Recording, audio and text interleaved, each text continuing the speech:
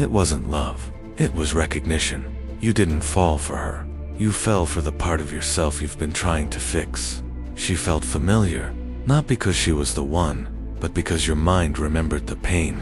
The same tone, the same distance, the same chase, different face, same wound. And yet you called it destiny. Every man who ever loved the wrong woman tells himself the same story. She was special, but the truth is, your mind keeps dragging you back to what once hurt you, because it doesn't want love. It wants closure. You mistake emotional flashbacks for chemistry. You confuse adrenaline with connection. You're not addicted to her. You're addicted to the version of yourself that needed saving. This isn't about women. It's about the wounds that shape your desire.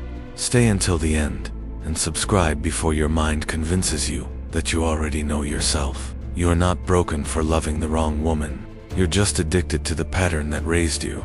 The mind doesn't seek love. It seeks what's familiar. That's why pain feels like home. That's why chaos feels like chemistry. In this video, we're not going to talk about her. We're going to talk about you. The part of you that mistakes attention for affection, validation for love, control for safety. The part of your mind that keeps choosing pain, calling it destiny, and convincing you that you can fix her when it's really trying to fix you. Stay with me, because once you see how your mind builds these emotional traps, you'll finally understand why love keeps hurting and how to stop repeating the same story. Subscribe now, before your mind finds another excuse to run from truth. You don't chase love, you chase the feeling of being known. The first person who ever made you feel small, unseen, or not enough, shaped the blueprint your mind now confuses with passion. That's why when you meet someone who triggers that same ache, something inside you wakes up. It feels intense, magnetic, real, but it's only recognition. Your nervous system mistakes anxiety for excitement. Your trauma mistakes chaos for love, and your ego calls the storm chemistry. The truth is, your mind doesn't want peace. Peace feels unfamiliar. It wants to repeat what it already survived because surviving feels safer than trusting.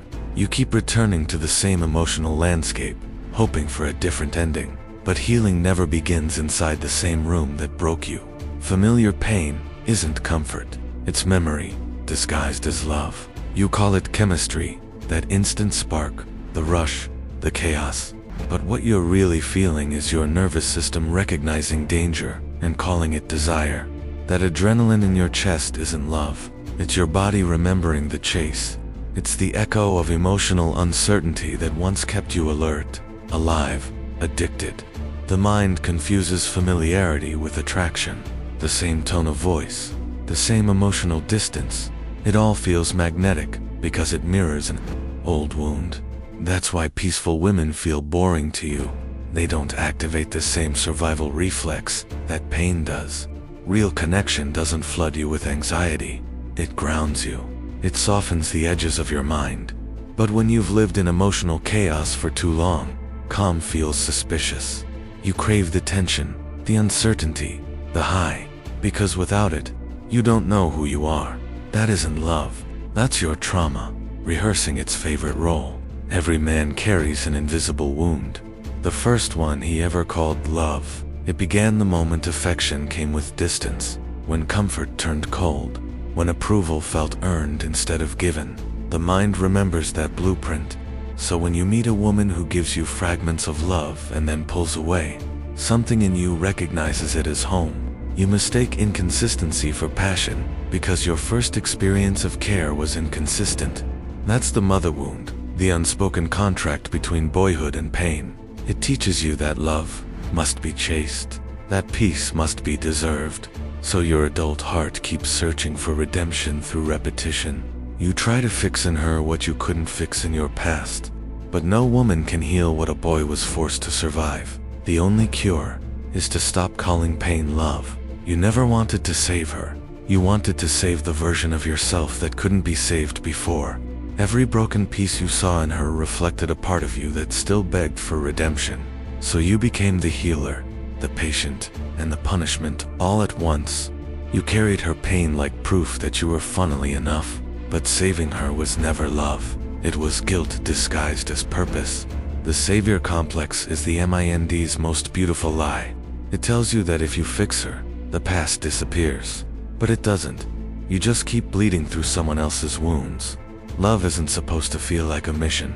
It's supposed to feel like peace. And peace doesn't need saving. Healing begins the moment you stop chasing the pain that raised you, when you stop calling chaos chemistry, and finally admit that peace only feels wrong because you never knew it. Every woman who hurt you was not punishment. She was a mirror, a reflection of the wound your mind keeps reopening to feel alive. Freedom doesn't come from finding the right woman. It comes from facing the part of you that keeps needing to suffer.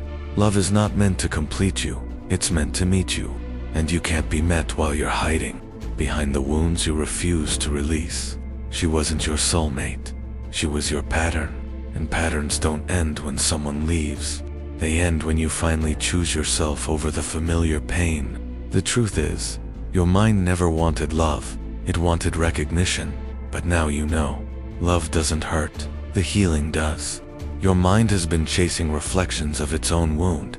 Stop loving what breaks you.